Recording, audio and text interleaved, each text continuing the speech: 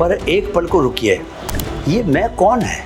तब तक तुम्हारा मैं आई बंदी है, कैप्चर्ड है। अहंकार यानी वह मैं जो खुद को शरीर, विचार या भावनाओं से जोड़ बैठता है। मैं ठीक हूँ, मुझे तकलीफ है, ये मेरा है, वो असली आत्मा नहीं। दोस्तों, जैसे दीपक की लौ स्थिर रहती है पर उसके चारों ओर हवा, धुआं और चमक बदलती रहती है, वैसे ही हमारा शरीर, मन और भावनाएं बदलती हैं। नमस्कारम मित्रों, हर सुबह उठते ही हम कहते हैं मैं जा रहा हूँ, मैं सोच रहा हूँ, मुझे नींद आ रही है। पर एक पल को रुकिए, ये मैं कौन है? क्या ये शरीर है या ये मन है या फिर वो है जो इन दोनों को देख रहा है? दोस्तों, वेदांत कहता है जब तक तुम खुद को नाम का रूप मानते हो तब तक तुम्हारा मैं आई बंदी है, कैप्चर्ड है। और जब तुम खुद को शुद्ध साक्षी जान लेते हो तब तुम्हारा मैं, तुम्हारा आई मुक्त हो जाता है, फ्री हो जाता है।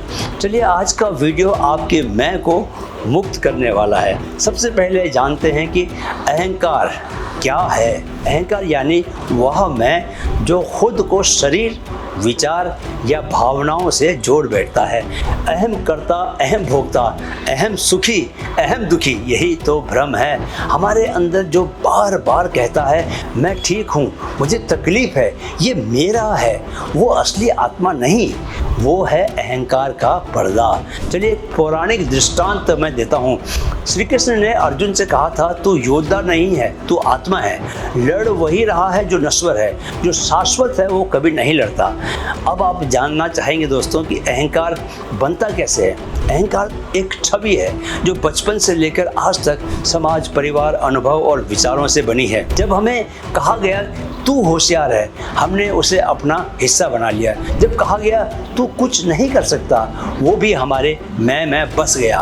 और ऐसे ही बना छद्म अहम, फॉल्स ईगो, जो आत्मा से नहीं कंडीशनिंग से पैदा हुआ। जैसे श्री रामकृष्ण परमहंस ने कहा था, ego is like a stick in the river, remove the stick and the water flows as one. अहंकार नदी में पड़े लकड़ी के टुकड़े की तरह है, उसे हटा दो, जल एक प्रवाह में बहने लगता है। चलिए, अब एक बड़ा प्रश्न, आत्मा क्या है और वो कैसे भिन्न है? मित्रों, आत्मा वह है जो न सोचती है, न चाहती है, न दुखी होती है, न ही प्रसन्न होती है। वो केवल देखती है, वो केवल होती है। शुद्धम अपाविदम केवलम ज्ञानमयम, उपनिषद में ये कहा गया है। आत्मा शुद्ध है, पाप रहित है और केवल ज्ञान स्वरूप है। चलिए, आपको एक बहुत ही सुंदर कथा सुनाता हूँ। अष्टावक्र और राजा जनक, आत्मा का साक्षात्कार।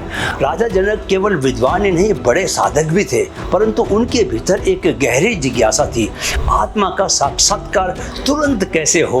उन्होंने पूरे राज्य में घोषणा कर दी, जो मुझे तात्कालिक आत्मज्ञान दे सके वही मेरा गुरु होगा। कई ज्ञानी आए, वेदों के श्लोक सुनाए, सबने तर्क दिए, पर जनक का मन तृप्त नहीं हुआ। एक दिन अष्टावक्र नामक बाल संत दरबार में पहुंचे। उनका शरीर टेढ़ा मेढ़ा था पर दृष्टि अद्भुत गहरी थी। राजा जनक ने पूछा, मुझे आत्मज्ञान दो, मैं जानना चाहता हूँ कि मैं कौन हूँ। अष्टावक्र मुस्कुराए। उन्होंने कहा, राजन, आप राजा नहीं हैं, आप शरीर भी नहीं हैं, आप पिता, पति, मित्र, योद्धा यह सब भी नहीं हैं। आप वह हैं जो सब कुछ देख रहे हैं लेकिन किसी से चिपक नहीं रहे। जो देखता है वो कभी बदलता नहीं, वही है आत्मा। राजा जनक चौंक गए। यह इतना सरल उत्तर था, फिर भी इतना गहरा था कि सारी शंकाएं राजा की मिट गई। अष्टावक्र ने आगे एक दृष्टांत दिया। जैसे आकाश में बादल आते जाते रहते हैं पर आकाश वैसा ही रहता है, वैसे ही विचार, भावनाएं, शरीर बदलते रहते हैं, पर जो इन्हें देख रहा है, जो साक्षी है, वह अपरिवर्तित रहता है, वही आत्मा है। जनक उस क्षण मौन में उतर गए। आत्मा की पहली झलक मिली उन्हें, जहाँ न शब्द थे, न संज्ञा थी, बस मौन ही मौन था। इस संवाद का सार यही है कि अहंकार मिटता है तो आत्मा प्रकट होती है। हम जो अपने आप को मानते हैं वो केवल भूमिका है। हमारी असली पहचान है साक्षी, जिसे कोई कर्म, भावना या संबंध छू नहीं सकता। यही है आत्मा, डिटैच्ड ऑब्जर्वर। चलिए, अब एक अभ्यास आपके लिए, मैं कौन हूँ का एक अभ्यास। अब आइए एक छोटी सी ध्यान प्रक्रिया करें। आंखें बंद करें और सोचिए, मैं आई। अब जो दृश्य आएंगे उन्हें एक एक करके पहचानिए।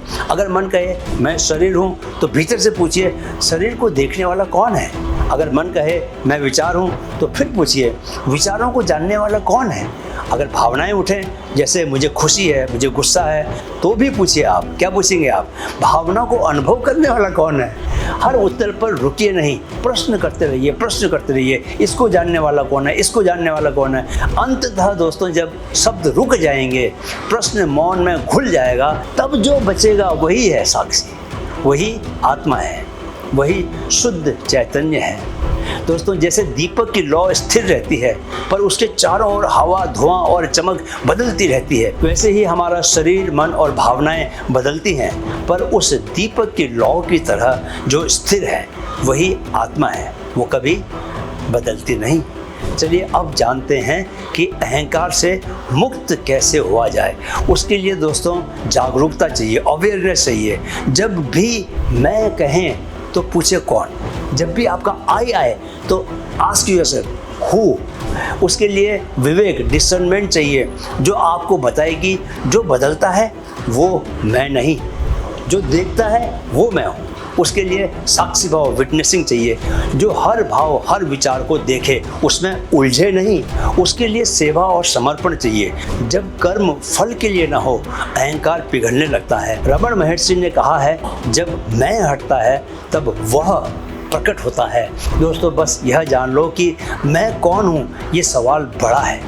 हर उत्तर से आगे एक मौन खड़ा है।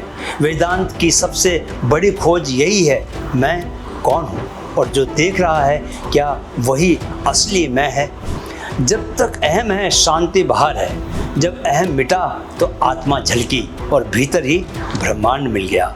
दोस्तों आज आपने जाना कि मैं से, आई से कैसे आपको मुक्त होना है और आत्मा क्या है।